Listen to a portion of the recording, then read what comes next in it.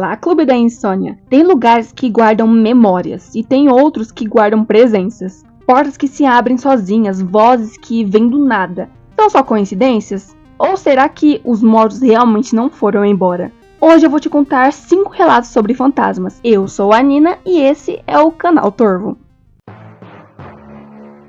Vou te dar 2 pelo preço de 1. Eu me mudei muito quando eu era criança. A gente era aquele tipo de família que sempre tinha algumas caixas que nunca eram abertas entre as mudanças. Meu pai era um cara legal, mas tinha problema com a autoridade. Então, normalmente, ele não conseguia manter um emprego estável por mais de 1 ano. Quando o contrato de aluguel acabava, a gente se mudava para mais perto do novo trabalho dele. Enfim, durante uma dessas mudanças, o meu pai encontrou um achado perto do trabalho. Era uma casa antiga com 2 quartos, um banheiro e uma garagem separada. Acho que o aluguel era em torno de $300 por mês, em 2003. Aparentemente era numa área meio barra pesada da cidade. O dono do imóvel disse: "Não vou entrar em detalhes, mas sou obrigado a avisar que alguém faleceu na casa nos últimos 5 anos. Meu pai achou que era um bom negócio e ignorou. A gente se mudou logo depois e as coisas começaram bem rápido. Tinha barulho o tempo todo na casa. Era como se tivesse mais gente morando lá. Geralmente eram sons que você espera ouvir quando tem outras pessoas por perto. Gavetas abrindo e fechando, portas batendo sozinhas, água do banheiro ligando e desligando. Nada era agressivo, então a gente só conviveu com isso. Outra coisa estranha era que a porta da frente tinha a fechadura dos 2 lados. Ou seja, você não conseguia sair da casa se ela estivesse trancada, a menos que tivesse a chave. E aí você já deve imaginar o que vem a seguir. Menos de 1 semana depois da mudança, a gente perdeu a chave. A casa ainda estava cheia de caixas. A gente nem tinha terminado de desempacotar. Meu pai, obviamente estressado com a situação, começou a se exaltar por causa das chaves. Me acusou de ter pego, xingou, fez o maior escândalo. Do nada, a gente ouviu as chaves caindo no chão da sala, bem na frente do sofá. Ele pegou, tentou encontrar alguma explicação, soltou um "ah, dane-se" e foi trabalhar. Nos meses seguintes, as malditas chaves viraram o centro de atividade. Meu pai sempre deixava elas numa tigela de vidro em cima da nossa TV de tubo, depois do trabalho. E de manhã elas estavam em outro lugar. Meu esconderijo favorito foi quando encontramos as chaves dentro de uma caixa lacrada de panelas, que ainda íamos abrir. A caixa tinha aqueles buraquinhos de alça. E parecia que alguém tinha enfiado as chaves por ali. Só de sacanagem mesmo. A gente até deu risada dessa. Agora você pode estar pensando: tá, mas o que tem de assustador em barulho e chave desaparecendo? Pois bem, a pior coisa e que acontecia com certa frequência era o barulho de passos pesados. Quase toda noite, entre 2 e 3 da manhã. Dava para ouvir passos fortes no corredor, bem em frente aos nossos quartos. Eu confirmei com meu pai, já mais velho, que sim, aquilo deixava ele bem perturbado também. Já morávamos lá há uns 8 meses e eu devia ter uns 8 anos. Uma noite ouvi os passos de novo e simplesmente não aguentei. Gritei no corredor: "Para de andar pra lá e pra cá! Eu preciso dormir, pô!" Uns 15 segundos de silêncio e aí, do nada, ouvi algo correndo em disparada pelo corredor em direção ao meu quarto, como se fosse um touro. E então a porta levou 3 socos violentos, um atrás do outro. O barulho foi tão alto que meu pai acordou e veio me ver. Minha barriga virou do avesso e de repente senti que precisava ir ao banheiro. Eu estava paralisado na cama, até ouvir meu pai me chamar lá do quarto dele. Juntei coragem e fui pro corredor, mas dava para sentir que algo estava errado. Eu tremia igual vara verde e sentia meu intestino querendo falhar enquanto andava. Corri pro banheiro, mas não deu tempo. Deixei um rastro entre o quarto e o banheiro. Meu pai, preocupado comigo, me seguiu até o banheiro para entender o que tinha acontecido. Eu expliquei tudo, chorando sentado no vaso, todo sujo. Estava morrendo de vergonha e de medo. Depois disso, o meu pai disse: "Se algum dia você se sentir mal aqui, pode dormir no meu quarto. Nada vai te incomodar quando eu estiver por perto." Mas aí veio a gota d'água, 1 semana depois. Meu pai estava namorando uma mulher há mais de 1 ano e ela começou a passar mais tempo com a gente. Numa dessas noites, eles discutiram um pouquinho antes de dormir. Acho que por causa de limpeza. Nada grave. Foram dormir de cara fechada.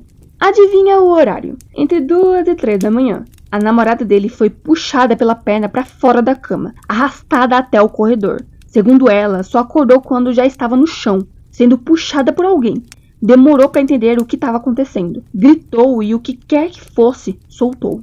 Ela correu de volta pro quarto, acendeu a luz e contou tudo pro meu pai. No dia seguinte, ele me mandou para casa de uma tia e ficou sozinho lá por alguns meses, enquanto procurava outro lugar para morar. Achou mais seguro me tirar de lá primeiro. Durante o processo de mudança, alguns amigos foram ajudar meu pai com as caixas. Quase todos comentaram ter visto um cachorrinho branco andando pela casa assim que entravam. Aquela casa era muito assombrada. Penso nela de vez em quando. Fico imaginando se quem mora lá hoje ainda passa pelas mesmas coisas ou se tudo finalmente sossegou. Bônus, DLC da história. A namorada do meu pai tinha levado uma bola de yoga para casa. E como uma criança agitada de 8 anos, eu queria brincar com aquilo o tempo todo. Ela me deixou, mas pediu para eu tomar cuidado. A gente ficou rolando a bola um pro outro pelo corredor. Depois de 1 ou 2 minutos, eu joguei a bola com um pouco mais de força e ela parou no ar, antes de chegar nela, e depois voltou para mim.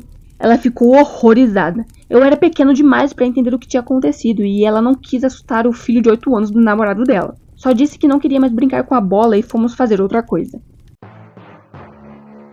Primeiro de tudo, sou muito cético com esse tipo de coisa, mas teve uma experiência que eu vivi que até hoje não consigo explicar. Pode não parecer de arrepiar só lendo, mas me deixou bem perturbado. E ainda penso nisso, mesmo depois de tantos anos. Eu tinha 15 anos e meus pais e eu nos mudamos para uma casa nova, no interior. Antes da mudança, meus pais mandaram instalar carpete novinho pela casa toda. Na nossa terceira noite lá, estávamos só eu e minha mãe. Meu pai tinha viajado a trabalho. Ela estava me dando boa noite e ao sair do meu quarto parou de repente. Olhou para o chão e disse, isso é esquisito. Me levantei para ver e havia uma pegada pequena e solitária no carpete, virada para a porta do meu quarto. Só uma pegada. A gente conferiu e era menor que a do meu pé e também menor que a da minha mãe. Aquilo deixou a gente com os pelos arrepiados. O carpete era novo. Ninguém além de nós três tinha pisado na casa desde que nos mudamos. E com certeza aquela pegada não estava lá nos 2 primeiros dias. Minha mãe é bem religiosa, estilo Antigo Testamento, e não acredita nesse tipo de coisa. Mas até hoje, 13 anos depois, quando eu trago o assunto, ela se recusa a falar sobre isso. Até hoje eu me pergunto, de onde veio aquela pegada? De quem era? O irmão do meu pai tinha uma casa no lago, bem ao norte, quase na fronteira com o Canadá. Ele também era astrônomo amador e costumava nos acordar às 3 da manhã para ver os anéis de Saturno e outras coisas incríveis pelo telescópio. Era muito legal. Uma noite, quando eu tinha uns 15 anos, estava muito quente e eu não conseguia voltar a dormir. Então saí e fui sentar no cais. Naquela época não tinha ar-condicionado. Estava muito escuro, sem lua, mas com milhões de estrelas no céu. Inclusive dava para ver a aurora boreal. Enquanto eu ficava ali sentado, passando a mão pela água, algo agarrou a minha mão. Não foi um peixe mordiscando meus dedos ou algo do tipo. Foi uma mão de verdade, que se fechou em volta da minha. Eu puxei com força antes que conseguisse me segurar de vez. E senti os dedos escorregando pela minha mão de volta para dentro da água. Fiquei ali congelado, com medo até de me mexer, escutando uns sons estranhos debaixo do cais. Depois de um tempo, consegui me arrastar de volta até a terra firme. Eu já tinha nadado naquele lago milhares de vezes, inclusive à noite, e nunca tinha me sentido ameaçado, nem desconfiado de nada, até aquele dia. Não faço ideia do que foi aquilo. Eu estava dirigindo sozinho pelo norte de Nevada e decidi parar para pegar um quarto de motel. Dirigir à noite naquela região pode ser perigoso. Primeiro fui a um motel de 1 andar e parecia meio suspeito. Lembro de ter passado devagar pelo estacionamento e pensado, se eu estiver dormindo profundamente e alguém quiser invadir o meu quarto, não tem nada que eu possa fazer. Então achei um hotel maior e melhor, com vários andares e fui para lá. A atendente da recepção foi super simpática e atendeu meu pedido por um quarto no 3º ou 4º andar. Achei que seria mais silencioso. Eu provavelmente devia estar com uma cara de cansado mesmo, porque tinha dirigido o dia todo. Desci no andar errado e achei que havia outros elevadores no final do corredor. Fui até um deles e fiquei esperando enquanto um elevador lotado descia. As portas se abriram e eu vi uma aparição esbranquiçada se desfazer num espaço vazio dentro do elevador. Havia 2 homens dentro. Eles não pareceram notar nada de estranho, enquanto eu parecia estar olhando fixamente para um lugar onde queria entrar. Os homens saíram do elevador. Lembro que um cara mais alto tinha cabelo meio comprido e estava usando um colete acolchoado por cima da camisa xadrez. E eu entrei sozinho. Não fiquei assustado com o que vi, já tinha visto coisas assim antes. Felizmente, dormi bem e minha viagem seguiu tranquila, sem mais eventos paranormais. Fico me perguntando se o que vi tinha alguma relação com o cara mais alto. Vai saber. Uma noite, uma amiga e eu estávamos atrás de um Little Caesars, bebendo enquanto nos recuperávamos da ressaca. Ela me olhou e perguntou se eu queria ver algo louco. Eu disse que claro, porque sempre estava pronta para ver coisas doidas. Porém, minha amiga não era do tipo que fazia nada além de tirar fotos de gatos de rua fazendo besteira.